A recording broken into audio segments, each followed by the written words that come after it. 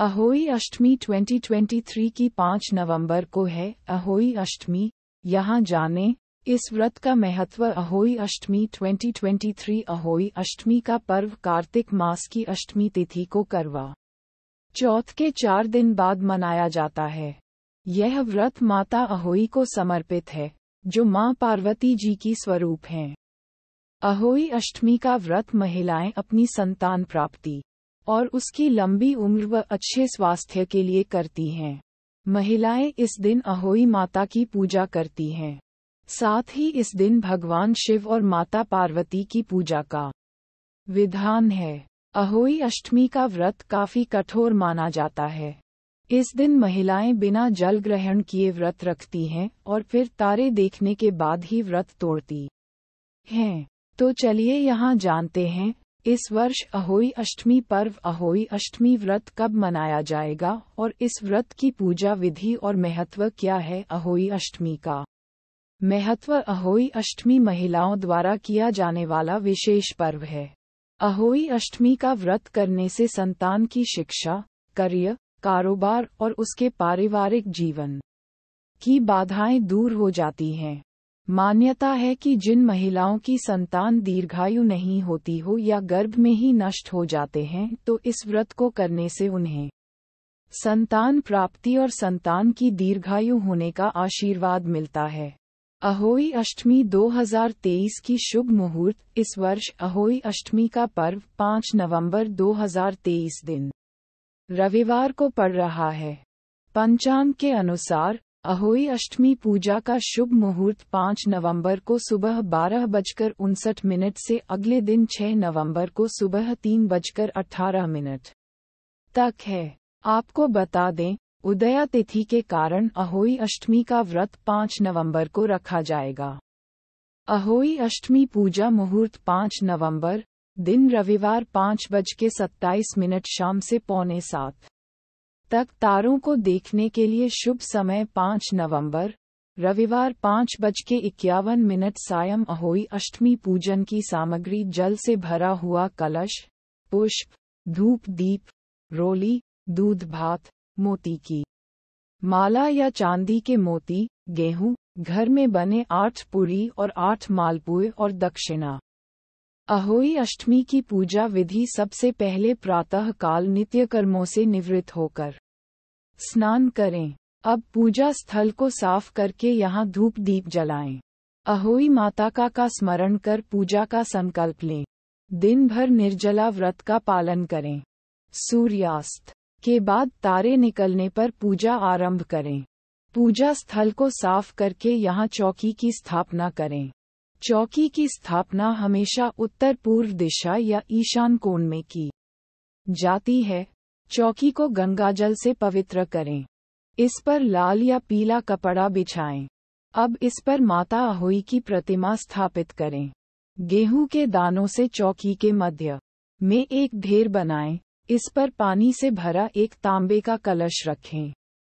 चौकी पर माता अहोई के चरणों में मोती की माला या चांदी के मोती रखें। अब आचमन कर चौकी पर धूप दीप जलाएं और अहोई माता जी को पुष्प चढ़ाएं। अहोई माता को रोली, अक्षत, दूध और भात अर्पित करें। दक्षिणा के साथ 8 पूरी, 8 मालपुए एक कटोरी में लेकर चौकी पर रखें। अब हाथ में गेहूं के 7 दाने और फूलों की पखुड़ियां लेकर अहोई अष्टमी की व्रत कथा, अहोई अष्टमी व्रत कथा पढ़ें। कथा पूर्ण होने पर हाथ में लिए गेहूं के दाने और पुष्प माता के चरणों में अर्पण कर दें। इसके बाद मोती की माला को गले में पहन लें। अगर आपने चांदी के मोती पूजा में रखे हैं, तो इन्हें एक साफ डोरी या कलावा में पिरोकर गले में पहनें। इसके पश्चात माता दुर्गा की आरती करें। अब तारों और चंद्रमा को अर्घ्य देकर इनकी पंचोपचार हल्दी, कुमकुम, अक्षत, पुष्प और भोग के द्वारा पूजा करें। इसके बाद जल ग्रहण करके अपने व्रत का पारण करें। पूजा में रखी गई दक्षिणा अपनी सास या घर की बुजुर्ग महिला को दें। इसके बाद भोजन ग्रहण करें। इस विधि से व्रत करने से अहोई माता प्रसन्न होकर संतान प्राप्ति और उनके मंगलमय जीवन का आशीर्वाद देती है। अहोई अष्टमी की व्रत कथा। किसी भी व्रत में पौराणिक कथाओं का विशेष महत्व होता है। व्रत कथा सुनने से जातक को सौभाग्य की प्राप्ति होती है। अतः अहोई अष्टमी का व्रत करने वाली सभी महिलाओं के व्रत को पूर्ण करने के लिए हम यह व्रत कथा लेकर आए हैं। तो आइए अहोई अष्टमी की व्रत कथा का पाठ करें। प्राचीन काल में किसी नगर में एक साहूकार रहता था। उसके 7 लड़के थे। दीपावली से पहले साहूकार की पत्नी घर की लीपापोती करने के लिए मिट्टी लेने खदान में गई और कुदाल से मिट्टी खोदने लगी। उसी जगह एक सेह की मांद भी थी। भूल से उस स्त्री के हाथ से कुदाली सेह के बच्चे को लग गई, जिससे वह सेह का बच्चा उसी क्षण मर गया। ये सब देखकर साहूकार की पत्नी को बहुत दुख हुआ, परंतु अब वह करती भी क्या, तो वह स्त्री पश्चाताप करती हुई अपने घर लौट आई। इस प्रकार कुछ दिन बीतने के बाद उस स्त्री की पहली संतान की मृत्यु हो गई। दुर्भाग्यपूर्ण फिर दूसरी और तीसरी संतान भी देवलोक सिधार गई। ये सिलसिला यहीं नहीं रुका। 1 वर्ष में उस स्त्री की 7 संतानों की मृत्यु हो गई। इस प्रकार एक एक करके अपनी संतानों की मृत्यु को देखकर साहूकार की पत्नी अत्यंत दुखी रहने लगी। अपनी सभी संतानों को खोने का दुख उसके लिए असहनीय था। एक दिन उसने अपने पड़ोस की स्त्रियों को अपनी व्यथा बताते हुए रो रोकर कहा कि मैंने जान बूझकर कोई पाप नहीं किया। एक बार मैं मिट्टी खोदने को खदान में गई थी। मिट्टी खोदने में सहसा मेरी कुदाली से एक सेह का बच्चा मर गया था। तभी से 1 वर्ष के भीतर मेरी 7 संतानों की मृत्यु हो गई।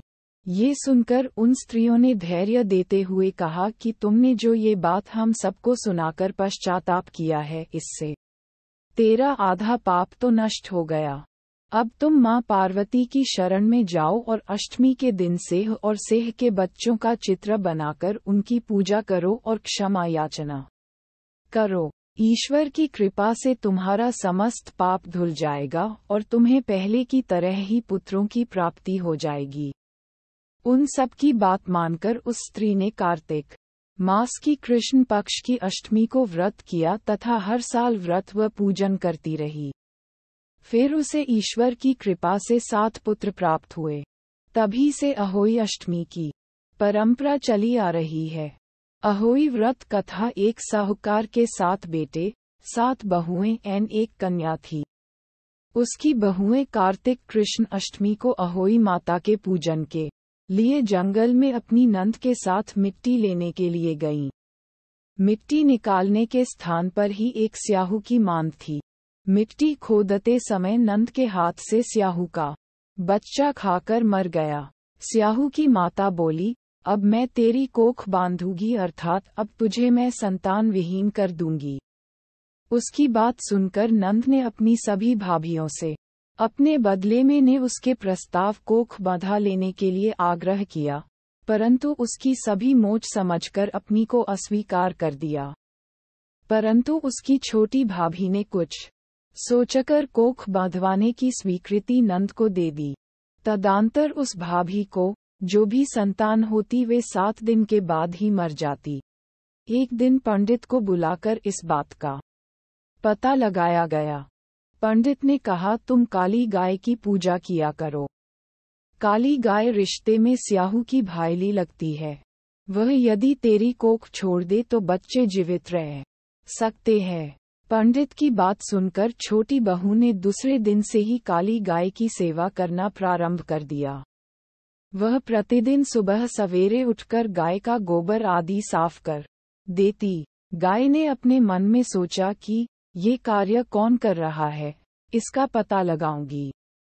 दूसरे दिन गाय माता तड़के उठकर क्या देखती है कि उस स्थान पर साहूकार की एक बहू झाड़ू बुहारी करके सफाई कर रही है।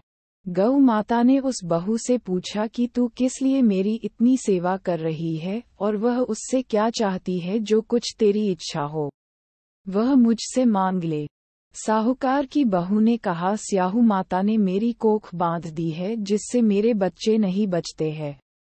यदि आप मेरी कोख खुलवा दे तो मैं आपका बहुत उपकार मानूंगी। गाय माता ने उसकी बात मान ली और उससे साथ लेकर 7 समुद्र पार स्याहू माता के पास ले चली। रास्ते में कड़ी धूप से व्याकुल होकर दोनों एक पेड़ की छाया में बैठ गई। जिस पेड़ के नीचे वह दोनों बैठी थी उस पेड़ पर गरुड़ पक्षी का एक बच्चा रहता था। थोड़ी देर में ही एक सांप आकर उस बच्चे को मारने लगा। इस दृश्य को देखकर साहूकार की बहू ने उस सांप को मारकर एक डाल के नीचे छिपा दिया और उस गरुड़ के बच्चे को मरने से बचा लिया। इसके पश्चात उस पक्षी की मां ने वहां रक्त पड़ा देखकर साहूकार की बहू को चोंच से मारने लगी। तब साहूकार की बहू ने कहा, मैंने तेरे बच्चे को नहीं मारा है। तेरे बच्चे को इसने के लिए एक सांप आया था, मैंने उसे मारकर तेरे बच्चे की रक्षा का हुआ सांप डाल के नीचे दबा हुआ है। बहू की बातों से वह प्रसन्न हो गई, बोली, तू जो कुछ चाहती है मुझसे मांग ले। बहू ने उससे कहा है, पार स्याहू माता रहती है, तू मुझे सहू तक पहुंचा दे। तब उस गरुड़ पंखिनी ने उन 7 समुद्र दोनों अपनी पीठ पर बिठाकर समुद्र के उस पार स्याहू माता के पास पहुंचा दिया। स्याहू माता उन्हें देखकर बोली कि आ बहन, बहुत दिनों बाद आई। स्याहू माता उन्हें देखकर बोली, आ बहन, बहुत दिनों बाद आई है। वह पुनः बोली, मेरे सिर में जूं पड़ गई है, तू उसे निकाल दे। उस काली गाय के कहने पर साहूकार की बहू ने सिलाई से स्याहू माता की सारी जुओं को निकाल दिया। इस पर याहू माता अत्यंत खुश हो गई। स्याहू माता ने उस साहूकार की बहू से कहा, तेरे 7 बेटे और 7 बहुएं हो। सुनकर साहूकार की बहू ने कहा, मुझे तो एक भी बेटा नहीं है, 7 कहाँ से होगे। स्याहू माता बोली, वचन दिया, वचन से फिरूं तो धोबी कुंड पर कंकरी हूँ। स्याहू माता ने पूछा, इसका कारण क्या है। उसने कहा, यदि आप वचन दें तो इसका कारण बता सकती हूँ। स्याहू माता ने उसे वचन दे दिया। वचनबद्ध करा लेने के बाद साहूकार की बहू ने कहा, मेरी कोख तुम्हारे पास बंद पड़ी है, उसे खोल दें। स्याहू माता ने कहा, मैं तेरी बातों में आकर धोखा खा गई, मुझे बहुत ठग लिया। मैं तेरी कोख खोलती नहीं, परंतु अब मुझे तेरी कोख खोलनी पड़ेगी।